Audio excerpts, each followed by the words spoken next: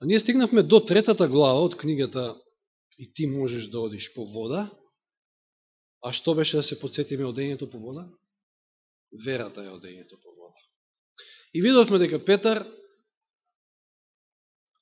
на наредбата од Христа дојди, тргнал по водата и се случило чудо. Петар чекори по површината на водата. Невозможно. И тоа со Господа се може. И што се случува одеднаш? Но, Матеј 14 глава 30 стих е тоа. Значи Матеј 14:30. Но, кога го виде, силниот ветер се исплаши. Чекайте, да застанеме тука. Претходно не го видел силниот ветер? Да се подсетиме, пловеле наспроти ветрот. Ветрот дувал во нив. Ветрот бил присутен. Како се одеднаш Петар го гледа ветрот, претходно не го видел? Вели писателот овде, како да е погрешно местото, вика да се подсетуваме сега на ветрот, вика Петар несомнено го видел и порано ветрот. Кога истапил од коработ и почнал да чекори по водата, Петар не се движил во транс. Дали тоа него водење по водата било во транс? Несвесен за реалноста околу него, несвесен дека му се влажни нозета, да кажеме, дека гази по вода. Не бил свесен за тоа. Бил.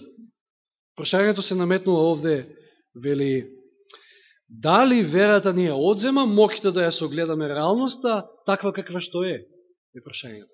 Или пак е токму спротивното. Дали верата значи вон реалноста, не знам, како некоја си јога тамо, се празниш од себе си, не знам, во некоја нирвана навлегуваш, или не знам како ги викаат тие состојби. Или пак ти си во сосема свесен за реалност. И еве, сега се спомнува еден од примерите кој што мене исто така ми е поомилен и ме воодушевува со случајот на Елисеј и неговиот момок, кога се наоѓаат во Дотан и се обколени од сирската војска. Асирска. Обколени со голема војска, конјаници, коли. А знаеме, предходно се подсетиме, на царот му било чудно и си рекол, мора да има шпион некој во нашите редови, затоа што овој Елисеј, таман ке чуеме таму е, ќе отидеме го нема. Че тој е информиран уште пред нас. Веројатно има некој шпион што му подкажува. Заборавиле дека има Господ кој што се гледа, нели? И еве сега, конечно, го обколуваат во Дотан. Но ова сето било во Божјето провидение. И наутро се будат и момокот ја гледа таа војска и се плаши. Еве како Петар што се исплашил од ветрот, кој го видел. Но Елисеј се моли, што се моли? Да му ги Господ отвори очите на момокот, што да види сега? Да види нешто што претходно не видел. Не читам никаде, не знам точно кај беше ова, јас читам од книгата, мислам од текстот, али беше во Цареви негде таму, кај беше. Да. Ќе го најдеме текстот, не е проблем, тој е познат настан. И му се отвараат очите и сега тој на гората, на ридот таму гледа, од градот, значи гледа дека градот е обколен и сега со некоја друга војска. Гората е полна со коњи и огнени коли, полна со Господова војска. Сега, решението и одговор на прашањето погоре што го поставивме, дали верата ни ја одзема моќта да ја согледаме реалност или нешто друго. Значи, верата не ја занемарува реалноста, која што ни ја откриваат нашите сетила. Тука е, реалноста е тука, но таа го прифаќа фактот дека проблемот е тука, но ја открива и вишата, поважната реалност, го открива Бога, неговото присуство. Тоа е верата. Павле ова го имал на ум, кога во второ послание до Коринќаните 4:18 ќе напише. Зашто ние не гледаме на она што е видливо, туку на она што е невидливо, зашто видливите работи се минливи, а невидливите се вечни. А како можеме да гледаме на она што е невидливо? Само со вера. Само со тие духовни очи. И навистина е тешка оваа мисла и за сите нас, а камоли за некој надвор, што ќе му кажете, или може би се наоѓа во некоја неприлика и ќе се обидите да го тешите. И може би ќе користите некој ваков пример. Како тој ќе ве разбере, кога тој е од крв и месо, како и вие, и тоа што го гледа со очи, тоа го гледа. Не може да види нешто повеќе. Материјалното, она што е, знаете, има еден куп луѓе што ќе кажат, ја доека не пипнам, не видам, не верувам. Нешто како Тома. Да. Значи, како да го прифатиме фактот дека постојат и други коњаници, и друга војска, и која што е на наша страна, и која што е во функција нас да не брани, да не одбрани од таа моќна сирска војска. Кои што исто така се реални. Значи, таа војска е реална, таа не е некоја имагинарна. Па знаете, Исус во една прилика ќе каже, цел легион војска може, односно ангели да повика. И да не се случи ова апсење, парафразирам. Меѓутоа, моето царство не е од овде. Јас сум дошол со друга мисија. Моето царство е поинакво. Значи, навистина, нашите сетила се створени такви да го забележуваат оно што е објективно, оно што е материјално. Но ние сме исто така створени како духовни суштества. Да ја согледаме и да сватиме таа духовна реалност. Меѓутоа, со настапот на гревот, ѓаволот се обидел, и тоа во голема мера, да ни го заслепи нас тоа духовно око, и веројатно целта му била тотално да не ослепи. Но Бог не го дозволил тоа, притекнал на помош. И така и ние гледаме околу нас, го гледаме она физичкото и материјалното. И многу добро и јасно ја гледаме ситуацијата околу зидовите на градот Дотан. Гледаме огромна војска, обколени сме. Меѓутоа, многу често не го креваме погледот од гората, да ја видиме онаа друга реалност, да ги видиме оние други коњаници. И ги гледаме со слепи очи нашите лични греови и викаме не можеме. Сме се обидели еднаш, два пати, три пати, паѓаме на некоја своја слабост и викаме ќе подигнеме тука плюс уште некој шатор и тука ќе се улогориме и не мрдаме. А Господ напред маршира и ако ние не го следиме, останавме тука. Останавме позади. И дали некојаш може би сме се запрашали и сме рекле, чекај, дали јас ова на кое што паѓам денеска е истото тоа на кое што паѓав и 97-ма, откако сум верник. И дали ја не сум укотвен, значи тука, не мрдам, или еве во случајот на Петар, може би сум во коработ и не мрдам од коработ, односно уште полошо е ситуацијата сегашна на Петар. Тој тргнал по водата, посигурен бил во коработ, нели? Ама сега тргнал по водата и одеднаш се плаши од ветрот и ќе осети тонење. Тоа уште пострашно. Вие сте насред вода, во море.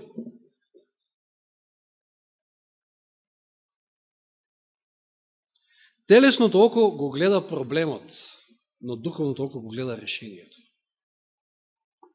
Сомножот го гледа она што за него е реалност. Елен Вајд пишува дека во одбрани пореки на страна 28, дека сомножот ја заслепува нашата моќ на запазување. Сомножот е страшна работа. Сомножот ја јаде верата, а и обратно верата го јаде сомножот. Меѓутоа, сомножот е многу посилен секогаш, многу повеќе може да изеде од верата, од прости причини што ние сме во грешна природа. Таков е садот. Еве е прувета, да земеме една е прувета и сега ставаме состојка вера, ставаме состојка сомнеж. Ако повеќе има сомнеж, ќе јаде верата. Ако има повеќе вера, ќе ја јаде сомнежот. Меѓутоа кажав, поради нашата грешна природа, сомнежот е секојаш многу силен. Но и што е сега клучното тука?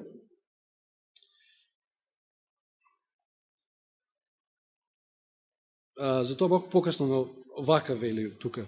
Вели, верата, духовното око се пробива преку плаштот кој што ја крие вишата духовна реалност и јасно ја гледа таа духовна реалност. Значи, верата се пробива низ тој плашт кој што ни е препрека да ја видиме таа друга реалност или таа друга димензија, да кажеме. и јасно ја гледа таа реалност. Сомнежот пак се тресе поради непријателот што го обкружува дотан, а верата е смирена затоа што ја гледа коњите и огнените коли. Божиите коли и коњи. Таа е смирена. И знаеме, совршената вера и совршената љубов го изгонува стравот. Вели еден стих. Тоа е навистина така. Но духовното око гледа само со помош, ова е многу битно и многу добро срочено овде. Но духовното око гледа само со помош на светлосниот одблесок, односно светлоста која што се гледа во славата која што одблеснува од лицето на Исуса Христа. Нормално, верата во Исуса Христа е таа која што ќе ни го отвори тој видик и тоа духовно око. Ако го свртиме погледот од Исуса, што се случува? Ќе не обземе страф. Како што Петар се уплашил од ветрот. Значи, тој го видел ветрот. Тоа самото покажува дека го свртил погледот од Исуса. Вие не можете да гледате и со духовното око, како и со телесното. Можете да гледате на две места веднаш. Ќе гледате на едно. Автоматски сте го свртали погледот од тоа другото место. Додека гледал на Исуса, чекорел, го свртил, ветар, како да претходно не бил ветрот. И страф почнал да тоне. Да. Затоа Павле и напишал, велја, телесниот човек не го прима она што е од Божиот дух, зашто тоа е безумство за него и не може да сознае зашто за тоа треба да расудува на духовен начин. Значи, нас често пати не прават луди, затоа што Господ барем понекогаш ни ја дава таа привилегија да погледнеме со духовни очи. Да погледнеме во иднината, благодарејќи на откровенијата што ни ги дал преку пророците и своите слуги. А другите гледаат на нас како лудаци, затоа што они гледаат најнормално како и со телесни очи. Не го гледаат тоа што ние можеме да го видиме. Тоа е верата, тоа е тоа духовно око.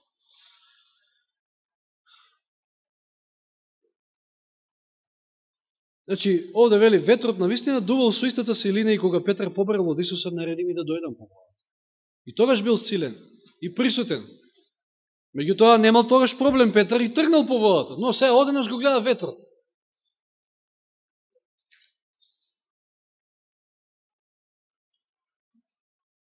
Значи, не може, ако го свртите погледот од Исуса, да имате успех. И не може верата да ви расте.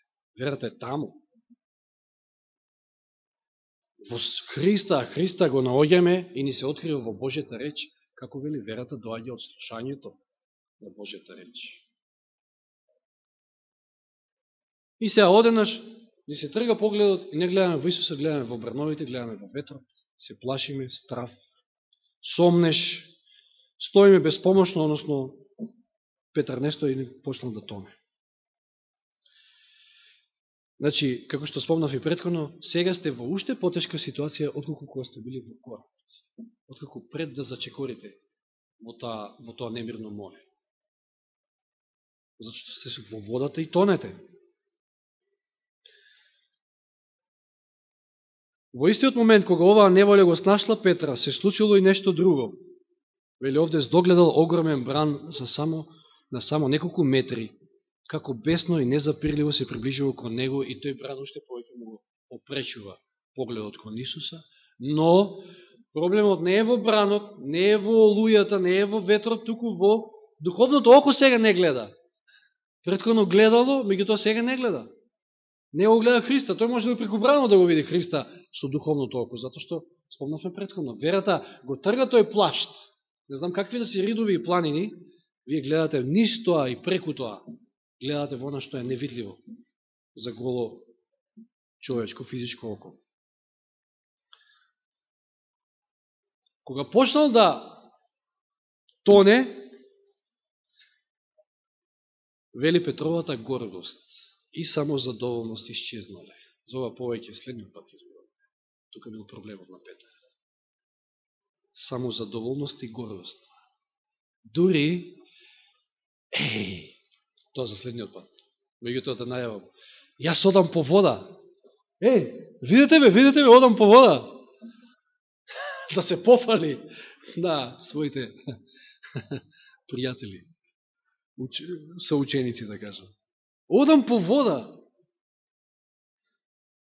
Исчезнали и обземе во страв, почнал да тоне. Една мисла му дошла, Господи спаси. Нормално, Господ е тука. И некојаш, и најчесто, доволно е само толку, се наоѓате во опасност, Господе спаси ме, најискрено, наједноставно. Господ е тука. Господ бил тука.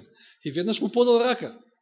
Пазите, имало растојание, може и тука да размислуваме, имало растојание меѓу Петар и Исус. Петар не е дошел одма до Исус, но, внимавајте текстот што вели, овој почнал да тоне, вика, спаси ме, Исус одма е тука, раката, губа.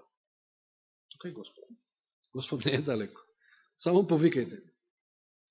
Кога водата се испречила помеѓу Исуса и Петра и го спречила ученикот да го види својот Господ со телесното око, тој понатаму можел, како што кажа, да види со оно духовно око, доколку неговото јас не се испречило меѓу нив. И тука е најголемиот проблем. Нашето јас е тоа што највеќе се испречило меѓу нас и Господ. Че тоа наше јас, кое што може би некојаш умрело, ама знае да воскреснува често пати, ако не го држиме под контрола со Божја помош. Тоа наше јас е најстрашно, дури и денеска спомнавме, најголемата борба, најстрашната битка, или вчера беше, е токму со самите нас. Тоа е најтешка и најстрашна битка. И вели, меѓу Петар и Исус покасно ќе се најде и друг многу по-темен и по-висок бран, алудирајќи на моментот кога Петар ќе се откаже Исуса. Тој исто така се појавува преку ноќ, и тоа најтемната ноќ во неговиот живот, и се појавило од истата причина. Поради само задоволноста и вртењето на погледот од Исуса. Но тука бил Исус, се сеќавате во тој момент, да, Исус го насочи погледот кон Петар, им се сретнат погледите. И ако читате во Копнешот на вековите, тоа бил клучниот момент кога Петар, кој што на Петар ќе му помогне да он вистински после се обрати и стане така верен Христов следбеник. Токму тој момент на сожалување, тој поглед Христов кон Петар, а не на осуда.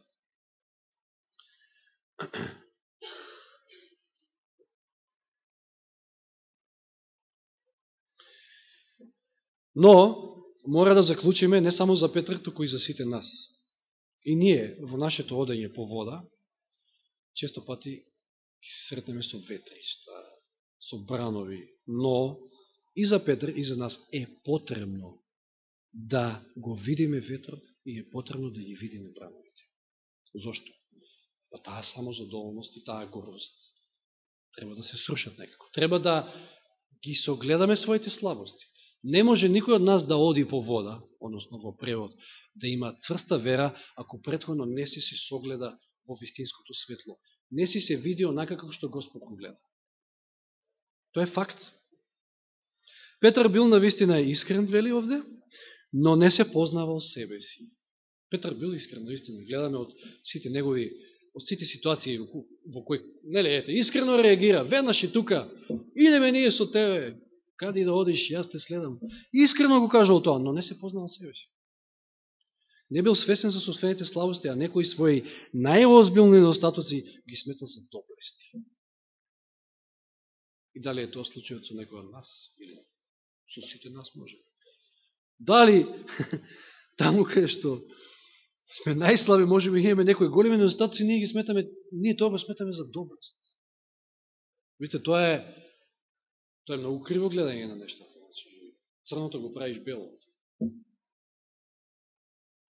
Меѓу нас има многу такви кои што се искрени во својата желба да му служат на Исуса и кои во некој миг од своето искуство секако ќе бидат доведени во ситуација да ги видат ветрот и брановите. Со други зборови, мораме да се видиме себе си однакви какви што навистина сме. Додека ова не се случи, може би никако нема да можеме да ги запознаеме своите ужасни духовни и морални недостатоци. А без тоа не е можно да одиме по вода. И ова се, овие зборови ги подлеков, викаат вака. Пред да станеме способни да одиме по разбранетото море пред себе, мораме да се соочиме со недостатоците кои ни се толку при срце, со умилените гревови, кои можеме и не сакаме да ги видиме, со нашите слабости, со нашиот вистински карактер, со нашата самозадоволност и немоќ. Мораме да сватиме дека оно што го сметаме за своја најголема сила е можеби точка на наша најголема слабост. И сега гледам во Олгица и таа го цитираше денеска стихот на Павле, во Коринќаните 12.9. Зашто мојата сила, Павле му се обраќа на Бога, се покажува совршена во слабоста. Ова Павле можел да го каже затоа што се согледал себе си. Ги согледал своите слабости. Се видел каков што е. Да. Нашата сила, ова е од второ сведоштво, цитат, е всушност слабост, но она која што ја дава Бог е моќна секој кој ќе ја прими да го напреди во повеќе од победник, да направи од него повеќе од победник. Тоа е Божјата сила, не нашата. Ако кажеме дека нема сила во нас самите, дека Христос е нашата сила, тоа не значи дека се ослободуваме од одговорноста и стануваме пасивни. Сега, Господ за мене воја ќе направи, тоа ќе направи, Господ за мене се прави, јас сум пасивен. Пишувајќи за ова, Елен Вајт ќе каже, значи, во еден друг свој цитат во сведоштвото, пето сведоштво, страна 514-515, и со ова ќе завршиме. Цитатот вели, ке имаш сила од Бога, која ќе се спојува со неговата сила и нова светлост, дури и светлост на жива вера и ќе ти биде дадена. Во тебе ќе има сила и ревност и бистрина која ќе те направи како совршено орудие во Божите раце. Да. Тамо е нашата сила. И ако гледаме на Христа, тогаш ниту еден бран, ниту една бура нема да не поколева, нема да тонеме, нема да, туку сигурно ќе чекориме по површината на водата, а и ако ете Господ дозволи некојаш да видиме бран, да видиме ветер, тоа е за наше добро, за да ги согледаме нашите слабости и да сватиме, значи пазите, кога ќе сватите колку сте слаби, тогаш доаѓа оно следен чекор. Господе, јас сваќам дека сум немоќен и не можам, јас ти се предавам на Тебе, јас барам од Тебе сила, Ти водиме. Тоа е тоа. А се додека не сватиме, се додека сметаме дека сме некој нешто, дека имаме сила, не ни е потребен Бог, а тоа значи тонење, тоа значи давење. Дека Господ ни помогне и нека од овој пример на Петар многу научиме. Во овој писател напишал цела една книга на врзносно на овие неколку стихови. Наистина тука се кријат многу истини. Нека Господ не води со вера, цврсто чекорејки по површината на водата и оваа седмица во која што навлегов. Амин.